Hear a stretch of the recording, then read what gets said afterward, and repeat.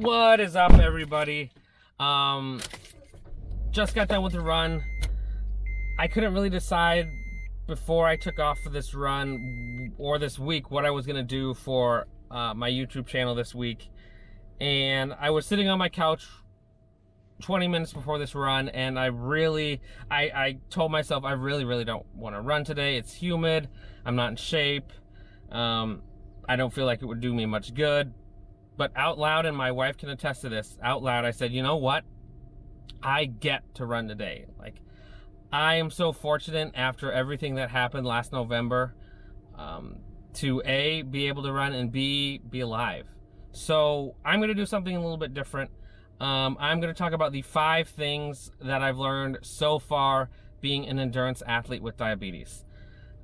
These are things that I've learned for the past few months since November 2019, when I was diagnosed with diabetes at age 35, up to this point, and things that I feel like I still need to work on. So here are my 5 things that I have discovered so far being an endurance athlete with diabetes, in really no particular order.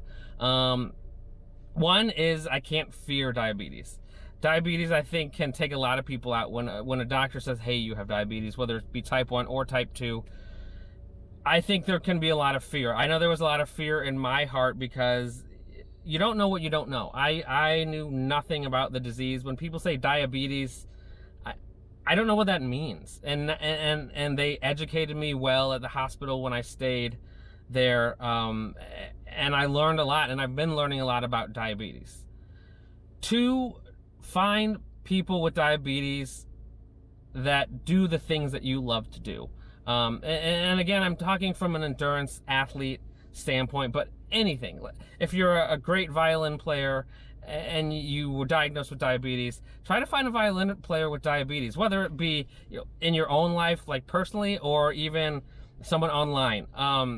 For me, I've definitely found trainers and nutritionists and professional endurance athletes that have diabetes, and I'm kind of glommed onto them and really taken inspiration from them. 3, technology. Use the technology that is out there to your advantage. So for me, I use an Omnipod to get my insulin to myself, and I also use the Dexcom G6 to watch my blood glucose levels. So you know, that's one thing. I really glommed onto the technology once I found out. I was in the hospital my first day for about 10 days. At about day 3 or 4, I really started researching into what technology I could have with me that's good for an endurance athlete. Number 4, it's gonna take time to dial in the nutrition. That's one thing that I'm really concerning myself out with now. Earlier I talked about getting a nutritionist, or looking at nutritionists who work with people with diabetes. So I am actually in the process of trying to hire a nutritionist that's going to help me with my before, during, and after nutrition.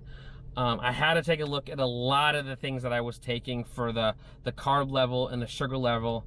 In the beginning, I'm getting rid of stuff that I don't think will help me in the long run. I'm adding stuff like Noon, for instance. I absolutely love Noon. It is low in sugars, low in carbs, but it's still going to give you that, or give you that electrolyte boost that you need during your endurance activity. So, you know, that's another thing. That's number 4. So number 5 is a big one for me, and something I've talked with my doctors about. And I will preface this by saying I am not a doctor. I'm not an endocrinologist. I am not a nutritionist. I'm just an endurance athlete trying to navigate his way through this diabetes thing. Don't be afraid of carbs, and that's what they told me.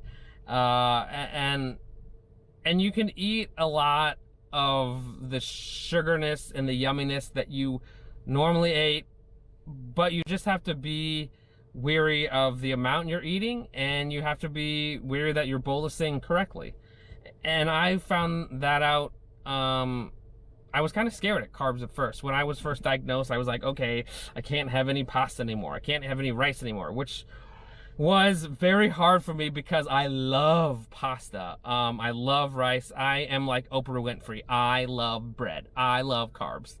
But the thing is, they said don't be scared of it, and you know, look at the boxes. So for instance, I had 2 servings of pasta before I came for this run. I looked at the box. It said how much carbs were in the pasta, and I weighed it out appropriately, cooked the pasta, and ate it. And my blood sugar, I don't have my G6 on me now, but my blood sugar when I left the house was at 117 after I ate all the carbs. So we'll see what it is after this run, but don't fear carbs. And again, I'm not a doctor, so I will go to your doctor or endo before you start kind of taking my word for it. But that's one thing that I think I thought that I would have to give up, having diabetes, and my endo said, no, you're good.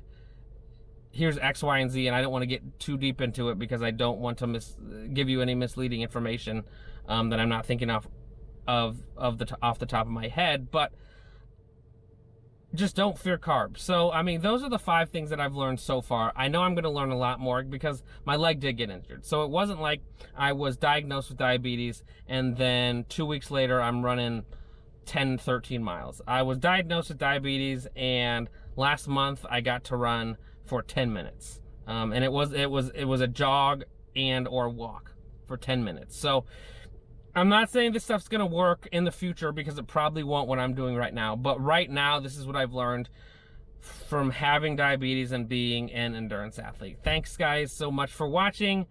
Please click and subscribe, click the little bell if you want any notifications, and I will talk to you next week.